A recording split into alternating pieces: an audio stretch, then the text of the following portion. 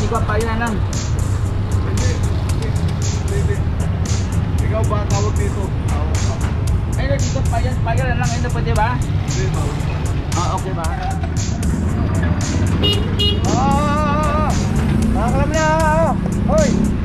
Hop! Nakapit na yan! Sira yan. Sira yung kalam na yan!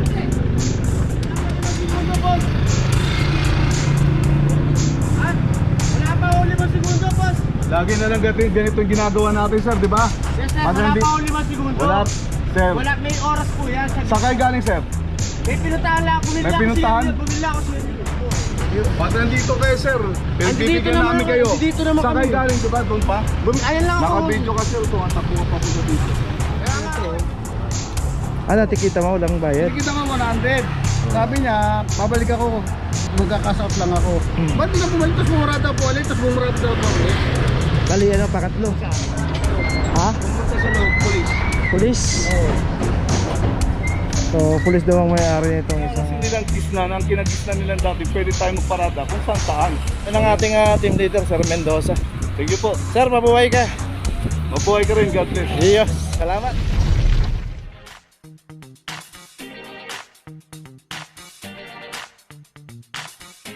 Papa Joe TV.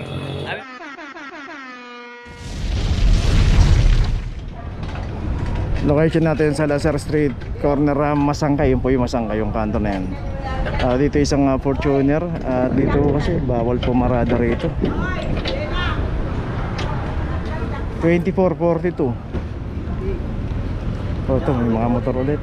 Isa po yung operation sa clamping sa motor. Sa Lazar. Sa Lazar. Oh. Jacket yan? Oo nga, ka-jacket ka niya. Jackie Chan daw to, yung Chinese na ano. Kaso bawal po kasi pumarada rito. May pay parking po dyan sa ito yung Masangkay mismo yung kanto na yun. Binabitas sa Masangkay, pay parking po yun. Dami pong pay parking ng both side. Pero dito kasi bawal po kasi kaya nakalam tayo siyang Fortuner.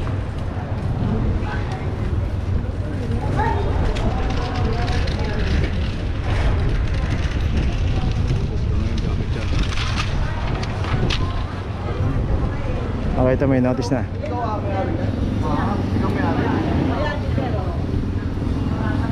Jacket yan, ito na, dumating.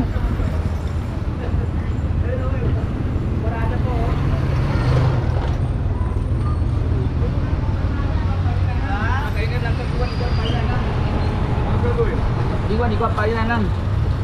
Hindi. Ikaw ba tawag dito? Tawag ka. Ay, dito pa yan lang. Ito pwede ba? Hindi, tawag ka. Okay ba? Ano na? Nasaan disibo? Wala nga, punta mo si Tion. Okay, tuloy na tayo.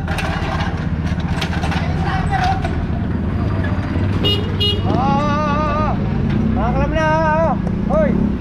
Hop! Nakapit na yan! Sira yan. Sira yung kalam na yan! Nakakapit na yan, sir! Huwag mong paano segundo eh. Nakakapit na yan! Wala pa 5 segundo, boss. Ha? Wala pa 5 segundo, boss. Lagi na lang ganito yung ginagawa natin, sir, di ba? Yes, sir. Pag Wala nandi- pa 5 segundo. Wala, sir. Wala, may oras po yan. Sakay galing, sir. May pinuntahan lang. May pinuntahan? Bumila ako siya. Ayun, Boss, wala pa 5 segundo. Wala tayong oras, sir. Sir, wala. Para 5 segundo. Ito nakaklam na 23-21. Isang Fortuner. Ayun na, takbo si Kuya. Pero dapat wag po natin iwanan yung sasakyan. Hindi po natin masasabi na biglang darating yung clamping. Mali naman po eh. Pag nandito kayo, sir, bibigyan namin kayo. Dito naman Sakay kami. galing, di ba? Doon pa? Ayan lang ako. Naka-video ka, sir. Tumatakbo pa po sa dito. Kaya nga ako eh. Pwede naman ano eh.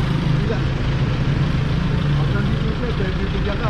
Di ka nga umalis pag dinadaan ka na. Kaya andito lang ako. Bumili lang ako, sir. Ba't naman ganun? Wala pa nga ako 5 segundo eh. Huwag naman ganun, sir. Lagi na lang kayo pinagbibigyan. Sir, saglit lang ako nawala. Pag dumadaan kami, aalis kayo, sir. Ang ginagawa nyo, nandiyan na kayo, tatayuan nyo na kami. Tapos, Hindi, kayo alis. Ando din naman ako, sir. Kaya nga, sir, eh. Punta mo lang.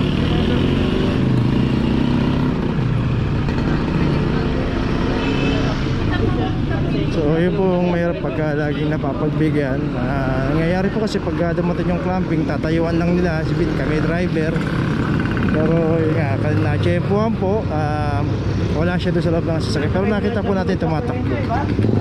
So sana maging lesson na po na nandiyan po tayo, huwag po natin iwan yung sasakyan. Kaya kung alis tayo, ay alis na po natin kagad. Yun lang po, tuloy na tayo.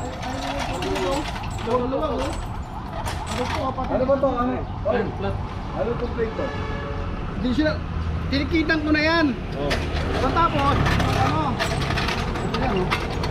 Ayaw na magbayad. Tapos, GS daw, sabi ko, wala akong GS. Sige, ano lang ako. Bakit, hindi ako binalik. Tapos bumarada ng, bumalap, pangatlo na niya na ito. Pangilan niya na yan. May record kayo. Record ako niya yung, hindi pa niya bayad to. Tikita mo, walang bayad. Hindi kita nga 100. Sabi niya, babalik ako, magkakasout lang ako. Ba't di na bumalik? Tapos bumurada po ulit, tapos bumurada po ulit. Bali, pakatlo. Sa puti.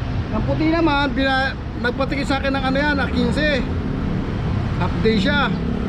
50 lang. Wala, mag-apon pala siya. Pag uwi, yung tapos ano pa siya, naggabi pa reset ko. Kinabukasan, nandiyan pa siya. Lunes, 50 lang. All day siya, 50 ang binayaran niya. Tapos Martes, andito naman siya, di siya nagbayad. Oo. Merkules, si Cesar, di rin siya nagbayad kay Cesar. Webes, di rin nagbawad sa akin. Tinakasan pa ako para matigil. Okay. Oo. So yun, tinikita niya naman yun. Mauwi sa kanya, abono.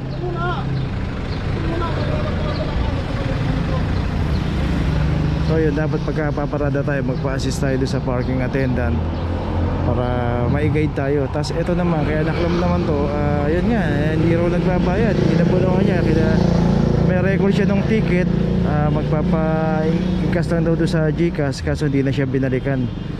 Kaya itong isang Everest, ito naklam na 2332. Nandito ngayon tayo sa kahabaan ng Pinobal. Ayan na po yung kanto ng Dapitan. So ulit, paparada tayo sa mga pay parking, magbayad po tayo. So ganyan po dapat.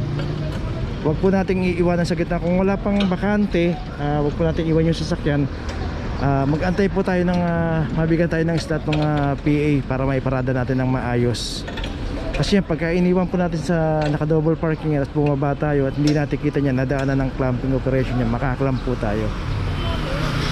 So yung Suzuki Ertiga ito nakaklamp na 2438. So yan, pipirmahan na rin ng PA yung complaint dito regarding doon sa ano. Okay, isang Suzuki Espresso pala to, sorry. Correction po tayo, Suzuki Espresso. British yan ha, ito puti. Lunes, Martes, Lunes, Martes, 4 days. So 4 days tong Suzuki Espresso, tapos yung Everest 3 days naman daw. Takasan ako, no 4 days to. So nakita naman natin na hindi naman po kagad pinapaklamp niya kung isang araw lang tayo hindi nagbayad. At salamat lang ha. Ayun, so si Kuya nakaparking na, no? So ganyan po dapat. Ano yan sir, abono ka niyan? Oo. Ay, abono. Kaya pala sa normal, sabi ko, ako na bahala dyan sir.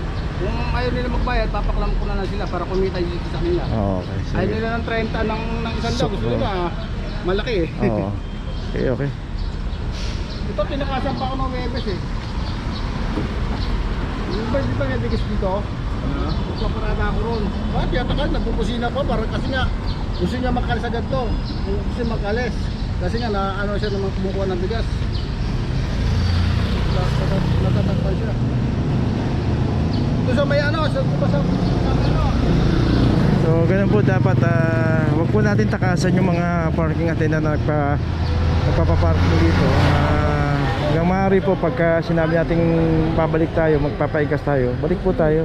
Ako sabi mo muna. Pero pag hindi talaga siya mag-bike tayo ulit, papakingkod na rin yun. Tawad na lang. Oo, tawad na lang ako. So yun, makakita naman natin na hindi lang po isang araw na hindi nagbayad dyan, hindi lang 2 araw, isa maabot pa ng 3 araw, 4 na araw. So kawawa po yung parking attendant dito na Pang-uwi ko eh, yun ang dapat pang-uwi ko sa hapon eh. Hindi sila nagbabayad, wala ko lang pang-uwi. Nang-uwi ko 300, 400, makagawa nila, hindi nagbabayad. puro abono. So Saka hindi, isang araw hindi sila nakapagbayad at kinabukasan Oo, magbayad na isang sila. slot ako mawala ng isang slot lang sa akin tumawala ng ano, hindi magbayad, laking tuition na sa akin yun. Umaga makikita mo sila nakaparada sila diyan. Mainit pa yung wood nila, ibig sabihin, umiiwas sila sa pagbayad ng ano, pay parking, inuuna nila ako sa pagdating. Tapos pag aalis na ako lang sa Ismedia, nandiyan pa sila. Talagang ako magbantayan. Hindi ka talaga umalis muna. Oo, ganun Ay. nila. Sige. Thank you sir, thank you. Okay, may notice na rin itong ano, Suzuki Espresso. So yun po, wag po natin takasan, bayaran na lang po natin para hindi po tayo maabala.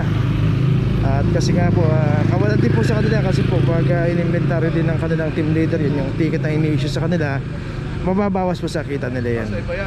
Porsyentuhan lang po kasi labanan nila dyan. Okay, tuloy na po tayo. Location natin, Maseda, Corner Simon. Dito isang Honda Civic.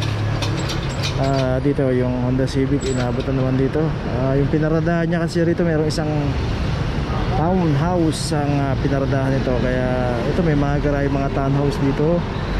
So bago tayo pumarada, tignan natin kung bawal dito sa kahaba ng Maseda. At kung may garahe naman tayo, advantage na po yan. Gamitin po natin, ipasok po natin yung ating mga sasakyan. Dito pagka inabutan po yan ng walang driver, matik na po yan.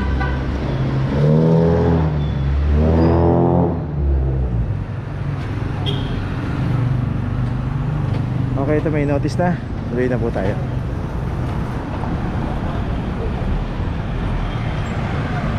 (2439) clam number.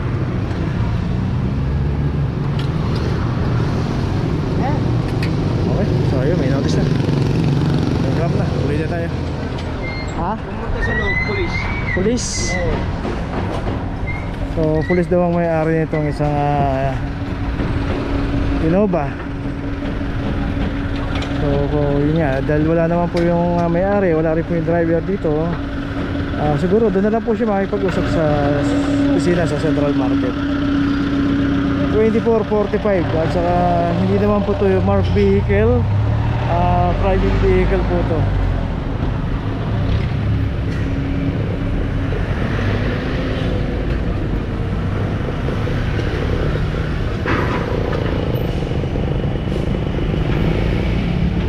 So hindi naman po credit yung pagiging police natin o anumang patungkulan natin sa gobyerno.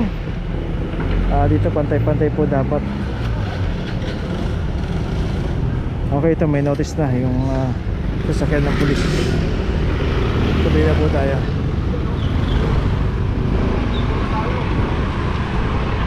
Ito yung service naman ng barangay.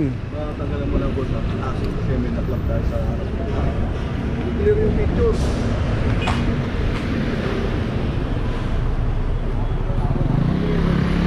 Okay, tuloy na tayo.